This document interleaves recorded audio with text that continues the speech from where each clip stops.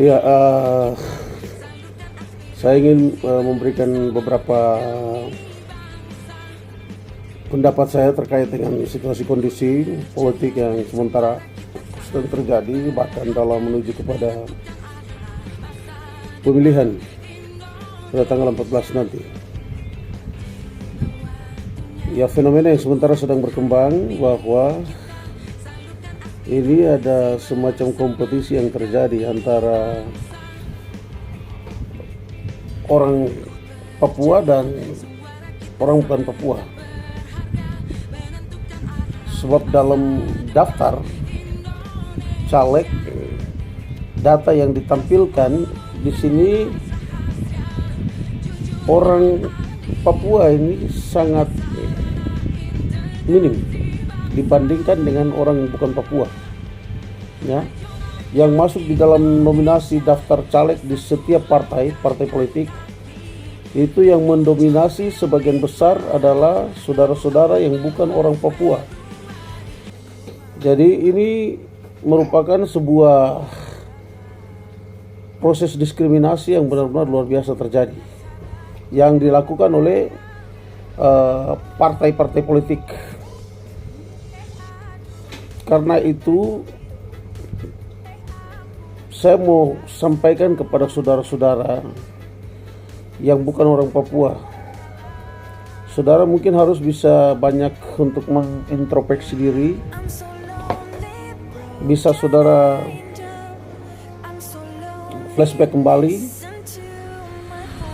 tentang tujuan kedatangan saudara ke tanah Papua ini, ya. Sebenarnya saudara datang untuk apa ke sini? Ya. Kalau saudara punya pangkat, punya jabatan, punya kehormatan di kampung saudara, saya pikir saudara tidak mungkin akan datang ke sini. Tetapi saudara datang ke sini karena untuk memperbaiki status sosial, memperbaiki saudara punya status ekonomi, makanya saudara datang ke tanah Papua untuk bekerja dan menghasilkan uang dan menjadi orang kaya, bisa membangun kehidupan. Saya pikir itu. Jadi kalau saudara kemudian mengambil hak politik kami itu, saya pikir itu keliru. Ya. Mana konstituen daripada saudara? Ini tanah Papua, ini bukan tanah saudara, bukan kampung saudara. Lalu saudara mau maju mewakili masyarakat saudara di sini, lalu mau bicara kepentingan siapa yang saudara bicara? Begitu. Ini harus ya ada kesadaran, ya. Saya harap untuk kepada ketua-ketua paguyuban, mungkin ini bisa menjadi catatan penting. Mungkin tahun politik kali ini saja saudara bisa mempunyai ruang untuk bisa masuk sebagai daftar caleg dan menjadi anggota DPR. Saya harap ke depan saudara harus tahu diri dan tidak boleh terlibat. Karena saudara, kami orang Papua tidak pernah menjadi, ya, berpikir sedikit pun di kampung saudara. Kami pergi ke kampung saudara, merantau pergi, tidak pernah ada sedikit pun pikiran kami bicara untuk kepentingan. Kami harus mewakili saudara untuk bicara kepentingan politik saudara. Kami yang wakil tidak ada, ya. Harap ini dimengerti, ya, supaya kita hidup ini damai, tidak boleh ada masalah. Saya pikir ini, ya, kita bicara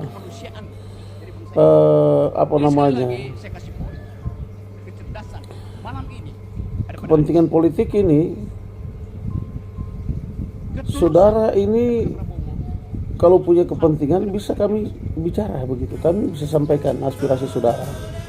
Karena saudara hidup dengan kami bisa jadi penyalur aspirasi daripada saudara-saudara.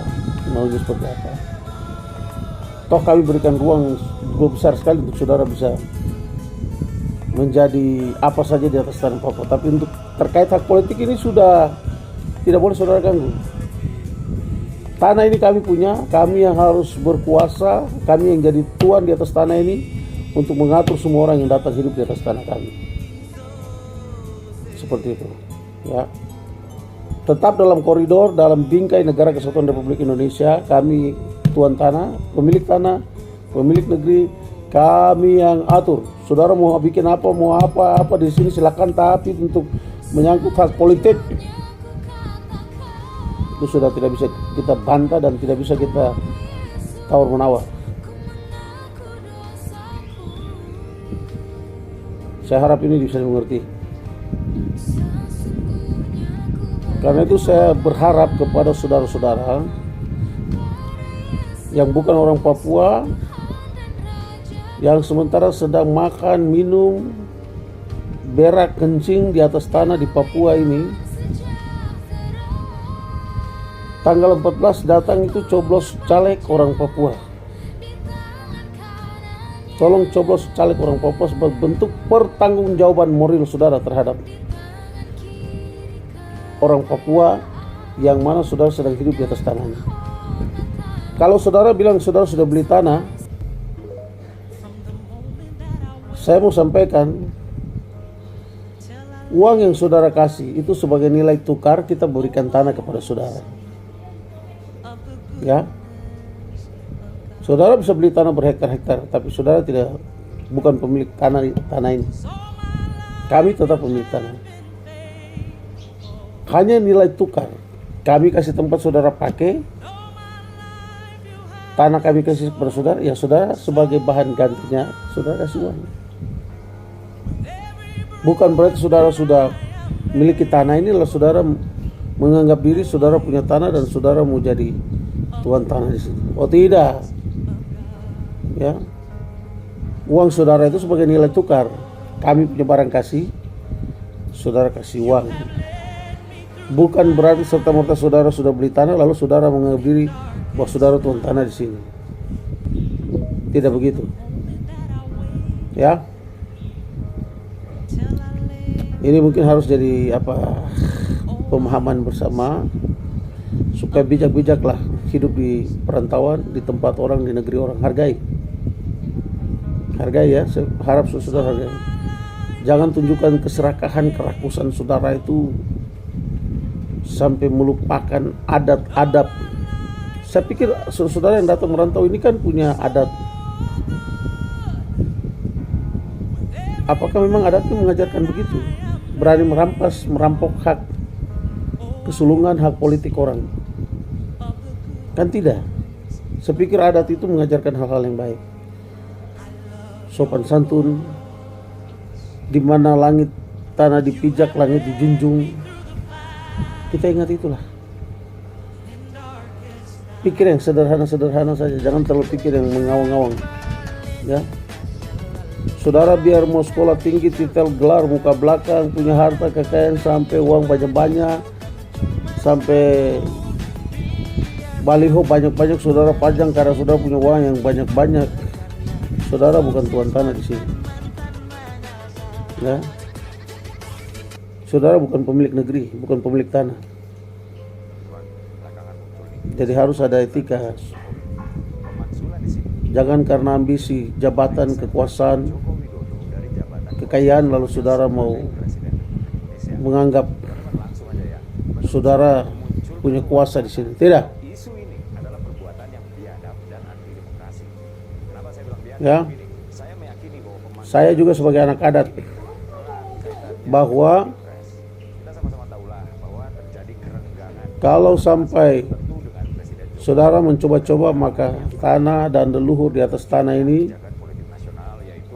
tuan tanah, Tuhan Allah yang memberikan tanah ini untuk kami, orang keriting rambut hitam kulit ini,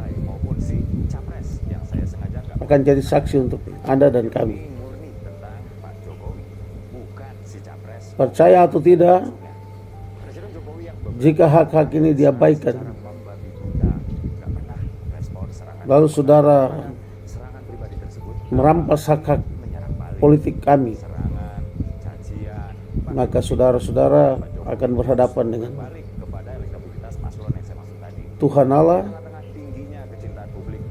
tuan tanah, leluhur, nenek moyang, tulang belulang yang sudah memperjuangkan,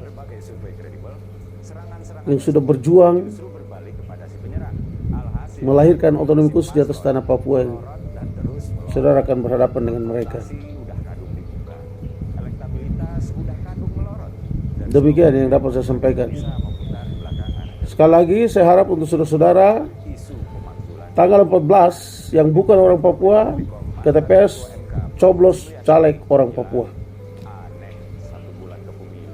Dan kepada saudara-saudara saya orang Papua semua, caleg-caleg,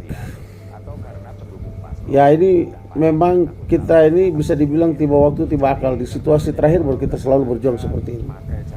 Karena itu besok siapa yang duduk di DPR, regulasi harus jelas kita buat. Majelis Rakyat Papua, DPR harus melahirkan regulasi supaya tahun berikut, periode yang akan datang, tidaklah lagi satu orang pun yang bukan orang Papua masuk dalam daftar caleg. Ya, ingat itu. Regulasinya harus dibuat. Negara harus memberikan kebebasan. Dan saya pikir Pak Jokowi sudah terus terang bicara, berikan kebebasan. Hak politik orang Papua itu harus diberikan. Ya, karena itu harus melahirkan regulasi dalam waktu ini. Untuk ke periode berikut sudah tidak ada lagi. Mulai dari jabatan-jabatan legislatif, legislasi, ya, legislatif, eksekutif, itu sudah tidak ada lagi orang bukan Papua yang ada dalam lembaga ini. Tapi orang Papua hitam kulit keriting rambut, pimpin dirinya sendiri. Demikian yang bisa saya sampaikan. Saya Jack Puraro, aktivis Tanah Papua. Salam akal sehat.